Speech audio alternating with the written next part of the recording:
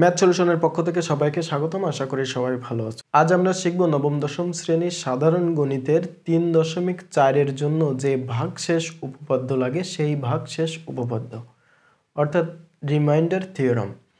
এই থিওরাম করার জন্য আমাদের যেটা প্রয়োজন সেটা হচ্ছে আমরা ছোটবেলায় অর্থাৎ তৃতীয় শ্রেণীতে যে ভাগ করা শিখেছিলাম সেখানে ভাগের কিছু রুলস ছিল, একটা যে সূত্র ছিল সেই সূত্রটা এখানে কাজে লাগবে। তাহলে আমরা আগে 3 সেই ভাগশেষ কিভাবে বের করতে হতো সেটা একটু দেখব, তারপরে এখানে এসে যে ভাগশেষ উপপাদ্য হয়েছে সেটা দেখব। তো আমরা প্রথমে ক্লাস 3তে যেটা ছিল সেটা একটু দেখে নিই। এরকম একটা বিষয় ছিল, এখানে যেটা থাকতো সেটাকে বলতো ভাজ্য, এখানে যেটা থাকতো সেটাকে বলতো ভাজক, এখানে যেটা হতো সেটা হচ্ছে ভাগফল, আর এই শেষে যেটা থাকতো সেটা হচ্ছে ভাগ শেষ। তো আমরা যদি এটা থেকে রুলসটা দেখতে চাই তাহলে আমরা এটা দিয়ে দেখতে পারি যে ভাজ্য সমান এটা আর এটার গুণ, তার মানে ভাজক গুণ ভাগফল যোগ ভাগশেষ। কি বলতে চেয়েছি খেয়াল করো, এই সূত্রটাই ওখানে ছিল, সেই সূত্র দিয়েই মূলত এখানে বারবার কাজ করানো হয়েছিল। এই সূত্রকে ঘুরায় যদি আমরা এখান থেকে ভাগশেষ বের করতে চাইতাম তাহলে বের করতে পারতাম, ভাজক বের করতে বা ভাগফল বের করতে, যে কোনোটা দিয়ে আমরা বের করতে পারি, সেটাকে আরও 3 ভাবে লেখা যায়। তো আমার ওইটা মূল লক্ষ্য না, মূল লক্ষ্য হচ্ছে এই ভাজ্যকে আমরা এখানে কি কি লিখতে পারি, যেটা দিয়ে ভাগ করা হচ্ছে, যেটা ভাগফল হয়েছে সেই দুটোর গুণফল যোগ ভাগশেষ। এটাকেই আমরা যদি এখানে বীজগণিতীয় রাশির মধ্যে প্রয়োগ করার চেষ্টা করি তাহলে এটা মনে করলাম সেম চিহ্ন দিয়ে আমি দেখাতে চাই। তাহলে এখানে একটা রাশি আছে, দিলাম এফ অফ এক্স, যেটা দিয়ে ভাগ করতেছি সেটাকে দিলাম কিউ অফ এক্স, যেটা ভাগফল হয়েছে সেটার নাম দিলাম পি অফ এক্স, আর যেটা ভাগশেষ হয়েছে সেটাকে দিলাম আর অফ এক্স। খেয়াল করি এখানে আমি সবগুলোকে বীজগণিতীয় রাশি দিয়ে দেখিয়েছি।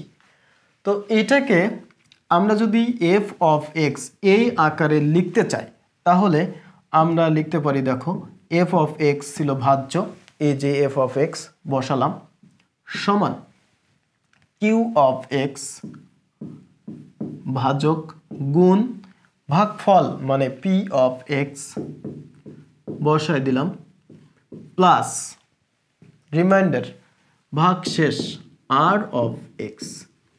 এটাকে জাস্ট আমি এখান থেকে এইভাবে প্রকাশ করলাম।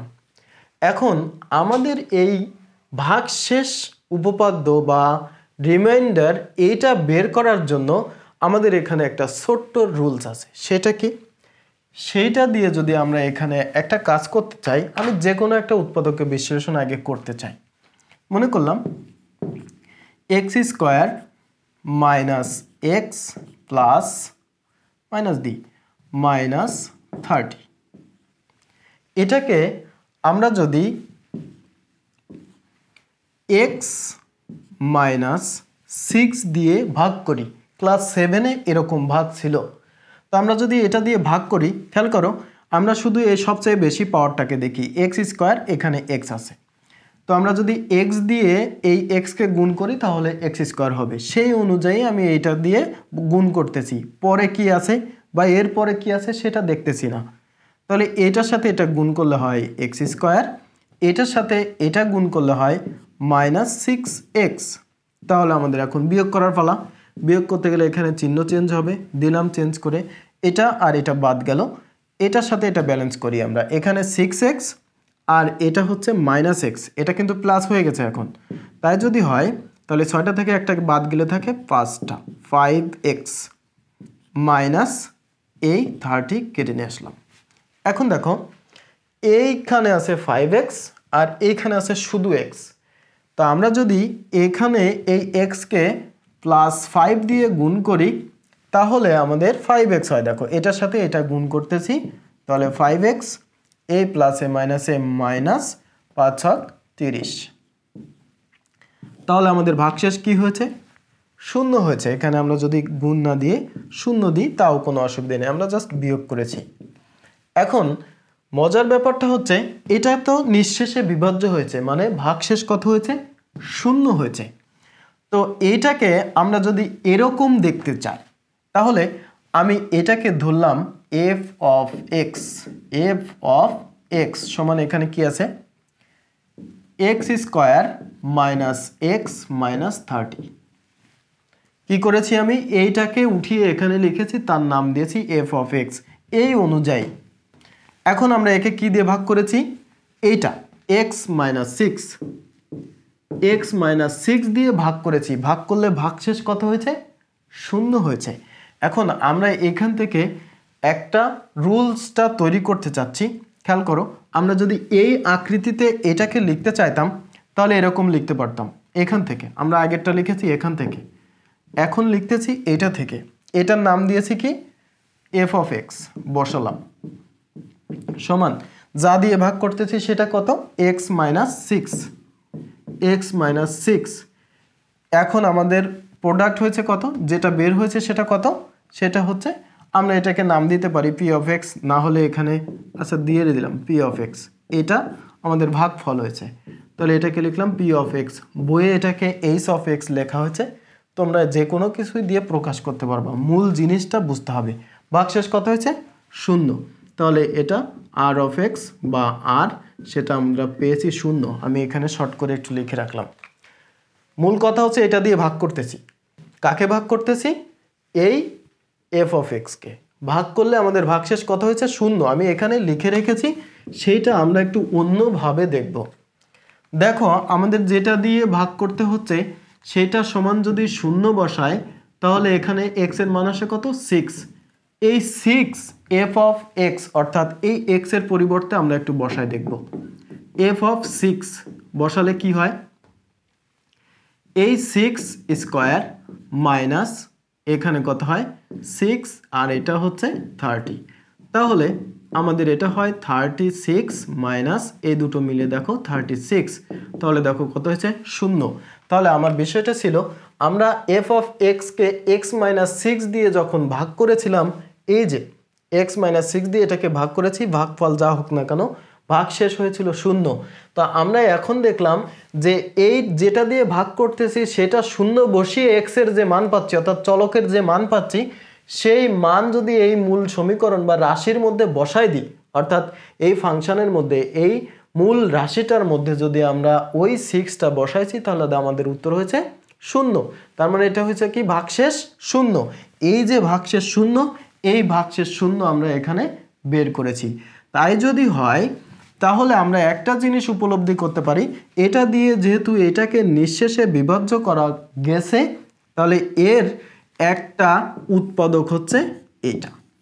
তার মানে আমি আরও সহজ করে বলি, একটা রাশিকে যদি আরেকটা রাশি দিয়ে ভাগ করে তার ভাগফল শূন্য হয়, ভাগশেষ শূন্য হয়, তাহলে ওই রাশিকে মূল রাশির একটি উৎপাদক বলা হবে। তার মানে সার কথা হচ্ছে ভাগশেষ শূন্য হতে হবে। যদি ভাগশেষ শূন্য হয় তাহলে মূল রাশির উৎপাদক হবে। তাহলে আমরা যদি এখন যে কোনো রাশির ভাগশেষ বের করতে বলা হয়, আমি এখানে এটাকেই চেঞ্জ করে একটু সংখ্যাটা আলাদা করে দিই। মনে করলাম এখানে আমার এখন আছে 32, এইটাকে আমরা x - 6 দিয়েই ভাগ করব। তাই যদি ভাগ করি তাহলে ভাগশেষ কত হবে? প্রশ্ন হচ্ছে ভাগশেষ কত হবে। তাহলে আমরা এটাকে লিখতে পারি f of x সমান এটা আছে, তাহলে এখান থেকে যদি আমরা শূন্য ধরি তাহলে দেখো x এর মান আসে কত? 6। এর মধ্যে বসাই দেব f of 6 বসালে দেখো এখন কত হয়? 6² - 6 - 32। তাহলে এখানে হয় 36, এখানে দেখো হয় 38, তাহলে এখানে হয় -2। অর্থাৎ এই রাশিটাকে x - 6 দিয়ে ভাগ করলে ভাগশেষ হয় -2 আমরা সেটা কিভাবে পেলাম? এই যেটা দিয়ে ভাগ করব সেটাকে শূন্য ধরবো, সেখান থেকে x এর যে মান পাবো সেই মান এই মূল রাশির মধ্যে বসাবো, বসানোর পরে যে মান আসবে সেটাই হচ্ছে ভাগশেষ। তার মানে এই যে ভাগশেষ আমরা বের করতেছি এইটাকেই বলা হয়েছে ভাগশেষ উপপাদ্য। তাহলে এর আকৃতিটা শেষ পর্যন্ত কোথায় গিয়ে ঠেকলো? শেষ পর্যন্ত এখানে গিয়ে ঠেকলো। যদি একটা রাশি হয় f of x, যে কোনো রাশি, সেই রাশিকে যদি আমরা x মাইনাস a দিয়ে আমরা এখানে লিখতে পারি k x মাইনাস a দ্বারা ভাগ করলে রাশিটা এই পর্যন্ত এসে এরকম দাঁড়াবে f of x সমান x মাইনাস a ইন্টু এখানে বইয়ে h of x দিয়েছে, তোমরা যে কোনো কিছু দিতে পারবা, g of x, আমরা এখানে p of x দিয়েছিলাম, p of x ও দিতে পারো। এটা দিয়ে ভাগ করতেছি, এটা হচ্ছে ভাগফল আর এটা হচ্ছে রিমাইন্ডার। বইয়ের মধ্যে শুধু r লিখেছে, আমরা r of x শিখবো, তাহলেও কোনো অসুবিধা নেই। এটা হচ্ছে রিমাইন্ডার। আর আমরা এখান থেকে যদি x এর পরিবর্তে দেখো a বসাই তাহলে এই পুরো রাশিটা শূন্য হয়ে যায়। কি বলছি? এর মধ্যে থেকে দেখো x মাইনাস a সমান যদি 0 বসাই তাহলে আমাদের আসে x ইকুয়াল টু a। অর্থাৎ যদি x এর পরিবর্তে a বসাই তাহলে এই রাশিটা শূন্য হয়, তার মানে টোটালটা শূন্য হয়। তাহলে সেক্ষেত্রে f of a tie r of x। তার মানে এখান থেকে আমরা এটা বলতে পারি f of a সমান, এখানে যদি 0 হয়ে যায় তাহলে এটা ভ্যানিশ হয়ে গেল, এখানে থাকে r of x বা r রিমাইন্ডার, যেটা আমরা এখানে r দিতেও পারি, r of x ও দিতে পারি, কোনো সমস্যা নেই। তাহলে রিমাইন্ডারটাই হচ্ছে এইখান থেকে এই চলকের যে মান আসে সেটাই মূল রাশি, মূল ফাংশন যাই বলি না কেন তার মধ্যে বসানোর পরে যেটা আসে সেটাই হচ্ছে রিমাইন্ডার। এই যে ভাগশেষ বের করার উপায় বা পদ্ধতি, এটাকেই আমরা বলছি হচ্ছে ভাগশেষ উপপাদ্য বা রিমাইন্ডার থিওরেম। তার মানে আমাদের এই ভাগশেষ বের করার প্রয়োজন কেন হচ্ছে? প্রয়োজন হচ্ছে উৎপাদকে বিশ্লেষণ করার কারণে। অর্থাৎ উৎপাদকে বিশ্লেষণ করতে 3.4 এর মধ্যে যে অঙ্কগুলো আছে এই সবগুলোর মধ্যে আমাদের ওই রাশির মান চলকের পরিবর্তে কি বসালে শূন্য হবে সেটা আমাদের বের করা লাগবে। এখন সেটা বের করার জন্য প্রশ্নের মধ্যে উল্লেখ করা থাকবে না যে বের করে দেখাও, কিন্তু আমাদের ওই মানটা প্রয়োজন হবে। এই মানটা যদি আমরা বের করতে পারি তাহলে আমাদের উত্তর খুব সহজেই বের করতে পারবো। এখন কোনো শিক্ষক বলবে যে ভাগশেষ উপপাদ্যর মাধ্যমেই করতে হবে, কোনো শিক্ষক বলবে করতে হবে না। এটা আমরা ডিসাইড করব কিভাবে? ডিসাইড করব প্রশ্ন অনুসারে। কোনো প্রশ্নের মধ্যে উল্লেখ করা থাকে না যে এই অঙ্ক ভাগশেষ উপপাদ্যর মাধ্যমেই করতে হবে। এজন্য তোমরা যদি যে কোনোভাবে করতে পারো তাহলে উত্তর হবে, মার্কও পেয়ে যাবে। কিন্তু আমাদের মান তো বের করার প্রয়োজন। আমি কি বলতেছি হয়তো তোমরা ঠিকমতো বুঝতেছো না, কিন্তু এখন আমি যে বিষয়টা দেখাবো ক্যালকুলেটরের ব্যবহার। এই ক্যালকুলেটরের ব্যবহার দেখেই আমরা বুঝতে পারবো যে খুব সহজে কিভাবে সংক্ষেপে এই মান বের করে আনা যায়। তারপরে যদি তোমরা দেখাই দিতে চাও দেখাই দিতে পারো। তবে আমি এখন শুধু ক্যালকুলেটরের বিষয় সম্পর্কে কিছু কথা বলবো, আর পরবর্তী পাঠের মধ্যে আমরা অঙ্কের মধ্যে অ্যাপ্লাই করব। আমরা এখন ক্যালকুলেটর বিষয়ে কিছু কথা জানবো, তবে এখানে অনেক কথা আছে, সব কথা একই সময়ে শেখানোও সম্ভব না, বলাও সম্ভব না, অনেক সময়ের প্রয়োজন। তবে আমরা আজকে যে বিষয়টা জানবো সেটা হচ্ছে কোন ক্যালকুলেটর ব্যবহার করব আর সেটা আপাতত কি কাজে আমাদের লাগবে। প্রথমত ক্যালকুলেটর বিভিন্ন ধরনের হয়। আমাদের দেশের প্রেক্ষাপটে বিভিন্ন সিরিজের ক্যালকুলেটর আছে। তো সব ক্যালকুলেটরের প্রথমে fx থাকে, একটা নাম্বার থাকে, তারপরে থাকে হচ্ছে ms, কোনোটায় থাকে es, কোনোটায় থাকে es প্লাস, কোনোটায় থাকে ex। আমি আপাতত এগুলোর কথাই বলি, বাকিগুলো আমাদের বেশি একটা প্রয়োজন নেই। এই ক্যালকুলেটরগুলো আমাদের মার্কেটে বেশিরভাগই পাওয়া যায়। এখানে নাম্বার বলতে কখনো 82 আছে, কখনো 100 আছে, কখনো 300 আছে, কখনো 570 570, কখনো 991 এরকম বিভিন্ন নাম্বার থাকে। তো আমাদের এই পার্টটা সমান, এই নাম্বারগুলোও আমরা সমান ধরে নিলাম। পার্থক্য হচ্ছে ফাংশনের এখানে এই যে বিষয়গুলো, এই বিষয়গুলো যদি তোমরা ভালো বুঝতে পারো তাহলে তোমরা নিজেরাই ডিসাইড করতে পারবে যে আমাদের কি ক্যালকুলেটর প্রয়োজন। তবে প্রথমত গ্রাম অঞ্চলে বেশিরভাগ এই ক্যালকুলেটর ব্যবহার হয়, আর শহর অঞ্চলে এই ক্যালকুলেটরটা বেশি ইউজ হয়। তার মধ্যে সবচেয়ে বেশি ইএস প্লাস, তবে ইএক্সটাও ভালো, বর্তমানে ইএক্সটা মানুষ ব্যবহার করতেছে। এখন এখানে সুবিধা আর অসুবিধা কি? যে ক্যালকুলেটরে ইএস বা ইএস প্লাস অথবা ইএক্স আছে সেগুলোতে সরাসরি ফ্র্যাকশন থাকে, সরাসরি রুটের মান আসে, ডিটারমিন্যান্ট বা ম্যাট্রিক্স এগুলো থাকে। পরবর্তীতে এটা খুব কাজে লাগে, এখনও কাজে লাগবে। ত্রিকোণমিতির মান নিয়ে সমস্যা হয়, সমাধান নির্ণয়ে সমস্যা হয়, বহুপদীর মান বের করতে সমস্যা হয়। এই সবগুলো সমাধান এই দুটো ক্যালকুলেটরে সাধারণত হয়। তবে আমি এক্ষেত্রে সাজেস্ট করব যদি ইএস প্লাস নাও সেটাই বেটার, তাহলে পরবর্তীতে অনার্স মাস্টার্সের জন্য কাজে লাগবে, ইন্টারমিডিয়েটে কাজে লাগবে। ইএক্সটাও একই কথা। আমরা যদি ক্যালকুলেটরের চেহারাগুলো একটু দেখি, এই যে এমএস, এখানে আমরা একটু দেখি, এখানে FX 991 MS, আমাদের টার্গেটটা হচ্ছে এই এমএস এর পরিবর্তে আমরা যদি এটা একটু দেখি, এটার মধ্যে দেখো এখানে আছে কত 300 ES প্লাস। এটার মধ্যে দেখো, এটার মধ্যে আছে কত EX 991 EX। তার মানে নিউমেরিক্যাল আর এখানে ফাংশনাল যে বিষয়টা আছে এটা আমরা দেখি ES প্লাস, এটা 991, আর এটা দেখেছিলাম কি, এটা দেখেছিলাম 300। এই দুটো ক্যালকুলেটরের ফাংশন একই ধরনের। এই ফাংশনের বিষয়টা হচ্ছে ES প্লাস, এই ES প্লাস এটা ইউজ করি বা এটা ইউজ করি অথবা এটা ইউজ করি অথবা এটা ইউজ করি, যে কোনোটাই আমরা ইউজ করতে পারবো। তবে আমরা যদি এইটা নিই তাহলে আমাদের জন্য সবসময় সুবিধা হবে।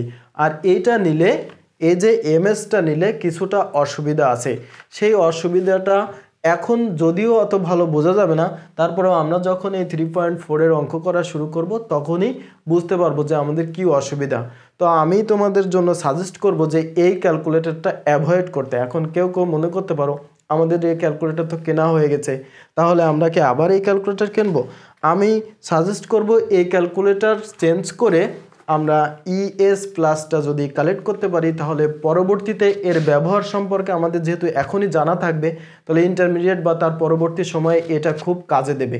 এজন্য যদিও কারোর এমএস কেনা হয়ে থাকে সে এটাকে অ্যাভয়েড করে এটা নিতে পারে, তাহলে তার জন্য ভালো, অর্থাৎ সুবিধা বয়ে আনবে। এখন এখানে আরও একটা প্রবলেম আছে। আমরা সবাই মনে করি বা গুজব ছড়াই, প্রত্যেকবার এসএসসি পরীক্ষার সময় এই গুজবটা আসে যে আমাদের এই ক্যালকুলেটর নিতে দেবে না, এই ক্যালকুলেটর নিতে দেবে না, এই ক্যালকুলেটর নিতে দেবে না। এই যে নানান প্রশ্নের উত্তর, বোর্ড রিলেটেড একটা নির্দেশনা থাকে অবশ্যই, কিন্তু ওভারঅল শেষ পর্যন্ত সব ক্যালকুলেটরই পরীক্ষায় অ্যালাউড থাকে। কারণ সায়েন্সের জন্য অবশ্যই সায়েন্টিফিক ক্যালকুলেটর লাগবে, আর এটা সবাই এত ভালো বুঝে না। এজন্য যখন এই গুজবটা ছড়ায় পরীক্ষার আগের রাত্রে দেখা যায় কি ক্যালকুলেটরের জন্য গার্ডিয়ানরা হতাশ, সারা শহর তন্ন তন্ন করে খুঁজে ক্যালকুলেটর আনতে চায় 100 বা 300, 570, 991, এগুলো কোনো ভেরিয়েশন নিয়ে আমাদের প্রবলেম না। আমার যদি কপি হয়, মাস্টার কপি হয়, অরিজিনাল হয়, যে কোনোটা হোক না কেন কাজ একই করবে। শুধু একটা পার্থক্য আছে, কপি যদি হয় খুব কম দামি কপি হয়, অর্থাৎ কপি আবার বিভিন্ন ধরনের হয়।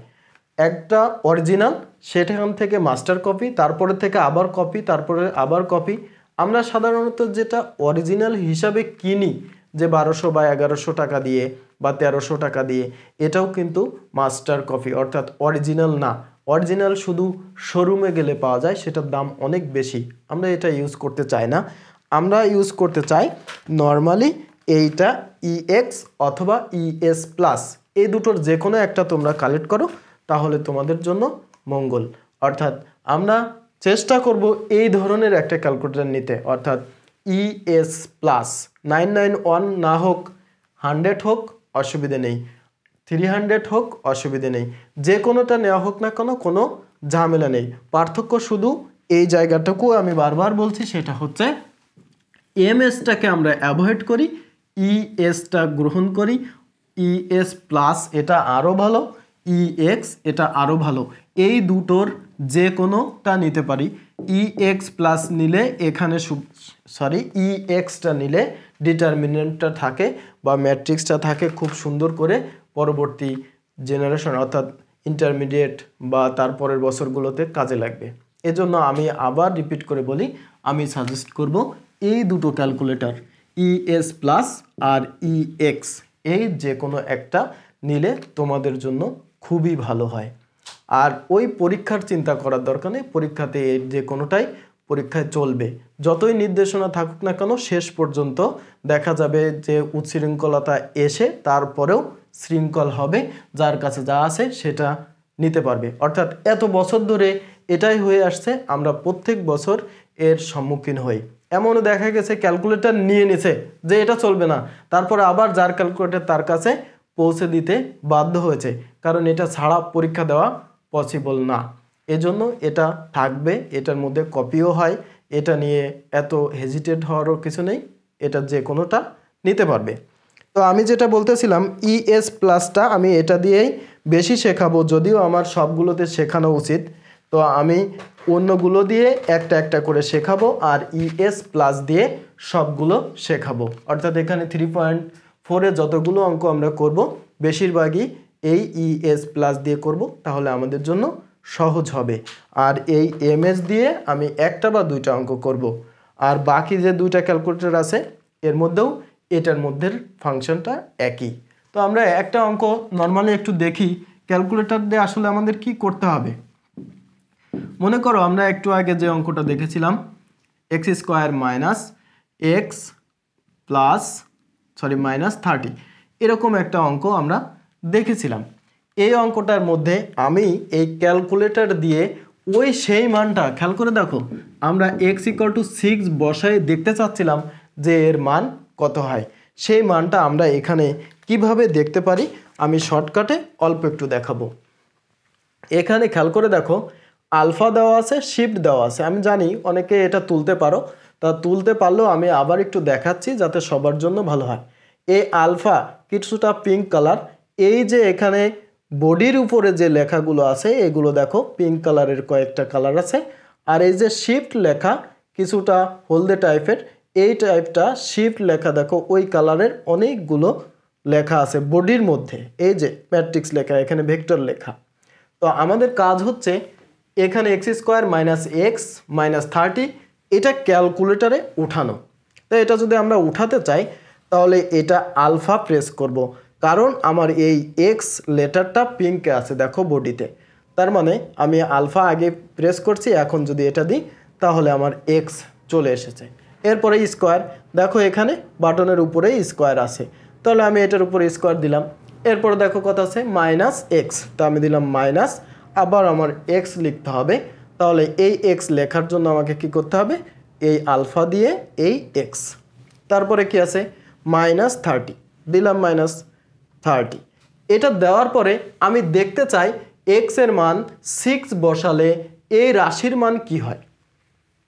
তাহলে এখানে এই বাটনটা আছে CALC, এটা দেখতে অন্যরকম মনে হচ্ছে, তো আমরা যদি এখানে দেখি এই যে এটার মধ্যে এটা আছে CALC, এটাকে বলে ক্যালকুলেশন। এই ক্যালকুলেশন বাটনে যদি আমরা প্রেস করি, করলাম প্রেস, এখন দেখো এখানে x এর দিয়ে জিজ্ঞাসা চিহ্ন আছে, অর্থাৎ x এর মান কি দিতে চাচ্ছ সেইটা চাচ্ছে, তা আমরা দিতে চাচ্ছি এখানে 6, তো দিলাম 6, দিলে দেখো কত হয়েছে 0 হয়েছে। তার মানে এখানে যদি এই রাশির মধ্যে x এর মান 6 বসাই তাহলে এই রাশির মান হচ্ছে 0। এখন বলতে পারো যে আমরা 6 কেন বসালাম, আমরা 7 বসাতে চাই, হ্যাঁ বসাই, অসুবিধা নেই। আবার ক্যালকুলেশনে প্রেস করি, আবার 7 বসালাম, 7 বসালে দেখো কত হয় 12 হয়। তার মানে এখানে যদি x এর পরিবর্তে আমি 7 বসাই তাহলে এই রাশির মান হয় হচ্ছে 12। অর্থাৎ আমরা যে ক্যালকুলেশনটা মুখে মুখে করতেছিলাম এখন আর করা লাগতেছে না। এখন যদি আমি এটাকে x এর পরিবর্তে -1 বসাই, তো এখানে -1 বসাবো, ক্যালকুলেশনে আবার চাপ দিই অথবা ইকুয়াল চাপ দিই, ওইটাই চলে আসবে। -1 বসাই, -1 বসালাম, বসালে দেখো কত হয়েছে -28। তাহলে আমার এখানে x এর মান -1 বসালে আসে -28। অর্থাৎ আমরা মুখে মুখে যে হিসাবটা করতেছিলাম সেই হিসাবটা আমাদের প্রয়োজন হচ্ছিল কি জন্য? এটার মান কি বসালে শূন্য হয়, কি বলছি, কি বসালে শূন্য হয় সেটা দেখতে। এখন আমরা এইটা থেকে সরাসরি বের করব কি বসালে শূন্য হয়। সেটা বের করার জন্য আমরা একইভাবে এটা ক্যালকুলেটরে উঠাবো। আমি এখন ES প্লাস এইটার জন্য দেখাচ্ছি কি বসালে শূন্য হয় সেটা আমাদের দরকার। তো আমরা কি করব, এখানে দেখো সলভ আছে, এই যে শিফট চেপে আমরা এই ক্যালকুলেশন বাটনে চাপ দিলাম, দেখো সলভ ফর এক্স, তার মানে এক্স এর মান কি হলে ওই রাশির মান শূন্য হবে সেটা আমাদের ও নিজে নিজে দেখাবে। তো আমরা এখানে প্রেস করলাম, প্রেস করলে দেখো ওখানে চলে আসছে -5, এক্স এর মান -5 বসালে এই রাশির মান শূন্য হবে।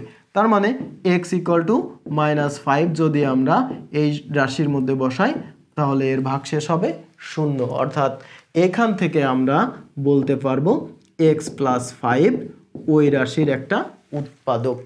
অর্থাৎ আমাদের ক্যালকুলেটর এই কাজে লাগবে। আমরা ক্যালকুলেটর ব্যবহার করব যখন প্রত্যেকটা অঙ্ক করব, তখন আমাদের প্রত্যেক সময় এই কাজটা আমাদের করতে হবে।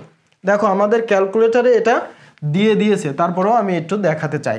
দেখো আমরা যদি এটাকে f(x) ধরতাম তাহলে আমাদের x এর পরিবর্তে -5 ক্যালকুলেটর আমাদের বলেছে, তাই আমরা f(-5) ওখানে বসাতে চাই। দেখো -5 তার স্কোয়ার -5 -30, এটা বসালে এখানে হয় 25, এটা হয় +5, এটা হয় -30। দেখো এই দুটো মিলে হয় 30, এই দুটো এটা মিলে 30, তার মানে 30 থেকে 30 বাদ গেলে 0। তার মানে দেখো -5 হচ্ছে, এটা দিয়ে যদি আমরা ভাগ করি অর্থাৎ x + 5 দিয়ে যদি এই রাশিকে ভাগ করি তাহলে ভাগশেষ হবে এই 0। তার মানে x + 5 হচ্ছে এই রাশির একটা উৎপাদক। যে উৎপাদকটা আমরা আগে থেকে x - 6 বের করেছিলাম এটাও ঠিক সেই একইভাবে বের করা যায়।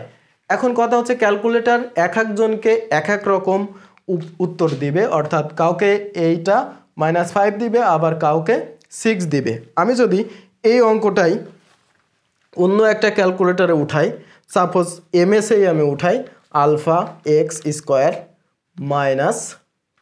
- x) উঠালাম -x, উঠানোর সিস্টেম সবগুলোতেই একই 30। এটা যদি আমি শিফট ক্যালকুলেশন অর্থাৎ 2 বার দেই তাহলে উত্তর চলে আসে। আমাদের এটার মধ্যেও -5 এসেছে, কখনো কখনো দেখা যাবে কারোরটায় 6 এসেছে, কারোরটায় -5 এসেছে, অন্য কোনো অঙ্কের সময় কখনো 3টা 4টা থাকবে, তখন এরকম এক একজনের সময় এক একটা আসতে পারে। আমরা যে কোনোটা নিয়ে কাজ শুরু করি না কেন আমাদের অঙ্কের উত্তর একই হবে। তো আমরা আজকে মোটামুটি জানলাম যে রিমাইন্ডার থিওরাম বা ভাগশেষ উপপাদ্য কি, অথবা কিভাবে ভাগশেষ বের করতে হয়, যে কোনো একটা রাশিকে আর একটা রাশি দিয়ে ভাগ করলে সেটা শিখেছি। সাথে শিখেছি যে ভাগশেষ যদি শূন্য হয় তাহলে ওই রাশি মূল রাশির একটি উৎপাদক। আর শিখেছি যে ক্যালকুলেটর আমাদের কি কাজে লাগবে সেটা আমরা আগামী দিন প্রয়োগ করব। আর ক্যালকুলেটরে কিভাবে এই ডিজিটগুলো বা রাশিটা উঠাতে হয় সেটা শিখেছি। শর্টকাট রুলস সামনের দিন আমরা আরও শিখব, তখন ভালো বুঝতে পারবে। আর শিখেছি এটা খুব জরুরি একটা বিষয় যে কি ক্যালকুলেটর তোমরা ইউজ করবে, এটা না চুজ করতে পারলে খুবই দুর্ভোগে পড়তে হবে। এজন্য আমি যেটা সাজেস্ট করেছি, যদি আমাকে বিশ্বাস করো, মনে রাখো, মানতে চাও, তাহলে আমি অবশ্যই বলবো আবারও এই দুটোর যে কোনো একটা ক্যালকুলেটর তোমরা কালেক্ট করো, তাহলে অঙ্ক খুবই সহজভাবে বুঝতে পারবে, মজা লাগবে। আজকের কথাগুলো আশা করি তোমাদের অবশ্যই ভালো লেগেছে। তারপরেও যদি কারোর কোথাও বুঝতে সমস্যা হয় বা কোনো কোশ্চেন থাকে, ক্যালকুলেটর সম্পর্কে কোনো কোশ্চেন থাকে, তাহলে অবশ্যই কমেন্ট করবে। তাহলে কমেন্টের মাধ্যমেই আমি তোমাদের প্রবলেমকে সলভ করে দেব। আজকের মতো এই পর্যন্তই। আগামী পাঠের ভিডিওতে থাকবে 3.4-এর যে কোনো দুইটি বা দুই ধরনের অঙ্ক আমরা করার চেষ্টা করব। সো এই ভিডিওটি যদি তোমাদের ভালো লেগে থাকে এবং এখান থেকে নতুন কিছু শিখে থাকো, তাহলে অবশ্যই ভিডিওটি লাইক, কমেন্ট এবং বন্ধুদের মাঝে শেয়ার করতে ভুলবে না। পরবর্তী ভিডিও পাওয়ার জন্য অবশ্যই ম্যাথ সলিউশনের এই চ্যানেলটি সবাই সাবস্ক্রাইব করবে। সবাই ভালো থাকো, সুস্থ থাকো এবং শিখতে থাকো নতুন কিছু।